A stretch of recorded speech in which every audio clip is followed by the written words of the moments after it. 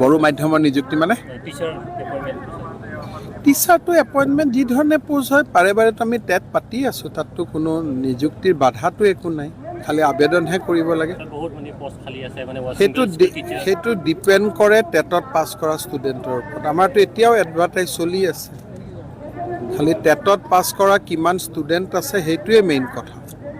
কিন্তু কোনোতো বন্ধ নাই নিযুক্তিটো 10 মে'টো আমি নিযুক্তি দিম 10,000 শিক্ষক বিটিআৰ এৰিয়াত নিযুক্তিৰ দায়িত্বটো হ'ল বিটিআৰ কৰ্তৃপক্ষ ইয়াত অসম চৰকাৰৰ লগততো একো নাই গতিকে বিটিআৰৰ যিখিনি স্কুল আছে 3rd grade 4th grade 2nd grade গোটেই নিযুক্তিটো বিটিআৰে কৰিব তাততো অসম চৰকাৰতো কোনো হস্তক্ষেপ নাই খালি অসম চৰকাৰে এটাই কাম কৰি দিব লাগে তেওঁলোকক টেট পাতি দিব লাগে তেওঁলোকে ৰিকুৱেষ্ট কৰিলে আমি টেট পৰীক্ষা পাতিব পাৰোঁ কাৰণ বিটিআৰৰ নিযুক্তি লৈ পেলাই অসম চৰকাৰতো একো কথা নাই চক ব্যক্তিগৰাকীটো নিৰীহটো নাছিলে আৰু এইটোতো পুলিচৰ লগত এনকাউণ্টাৰ হৈছে আমাৰ পুলিচেও দুখ পাইছে এইটোতো ফেক বুলিতো কথাটোতো মই নাজানো যদি কোনোবাই ভাবে ফেক বুলি মই ইনকুৱাৰী দি দিব পাৰোঁ কোনো আপত্তি নাই কিন্তু মই যিমান খবৰ লৈছোঁ পুলিচে নিজে দুখ পাইছে আৰু ব্যক্তিগৰাকীৰ ওপৰতো গোটেই অসমতে কেছ ৰেজিষ্টাৰ আছে গতিকে নিৰীহ বুলি আপুনি কেনেকৈ ক'ব লোকসভা নিৰ্বাচন আহি আছে চৰ্চা হৈ আছে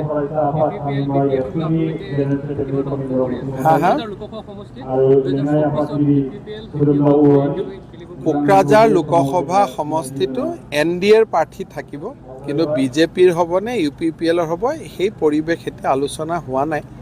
আলোচনা হোৱাৰ পিছত আমি BPFৰো সমৰ্থন বিচাৰিম কিন্তু বৰ্তমান UPPL উঠিবনে বিজেপি উঠিব এই সিদ্ধান্তটো আমি অহা 2 মাহৰ ভিতৰত ল'ম তাৰ পিছত যি দলৰ প্ৰাৰ্থী উঠিব আমি সকলোৰে সহায় বিচাৰিম নাগালেণ্ড আৰু মেঘালয় বিধানসভা নিৰ্বাচন আছে ভাল গোটেইখন আগৰবাৰৰ দৰে হ'ব মেঘালয়ত বিজেপি এইবাৰ খুব ভাল প্ৰদৰ্শন কৰিব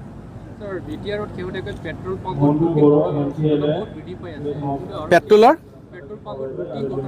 আমি মানুহকেইজনক চিনাক্ত কৰিছোঁ আৰু আপোনালোকে যিকোনো মুহূৰ্ততে গ্ৰুপকেইটা ধৰা পৰা খবৰ পাব পুলিচে কাম কৰি আছে পুলিচে যিটো পেট্ৰল পাম্পত ডকাইতিয়ে হওক বা অকণমান যিখিনি 2-এজন খবৰ আমি পাইছোঁ যে তেওঁলোকে ডকাইতি এইবিলাকত লিপ্ত হৈছে সকলোৰে ডিটেইল ইনফৰ্মেশ্যন পুলিচৰ লগত আছে তেওঁলোকে কাম কৰি আছে যিকোনো মুহূৰ্ততে পুলিচে সফলতা পাব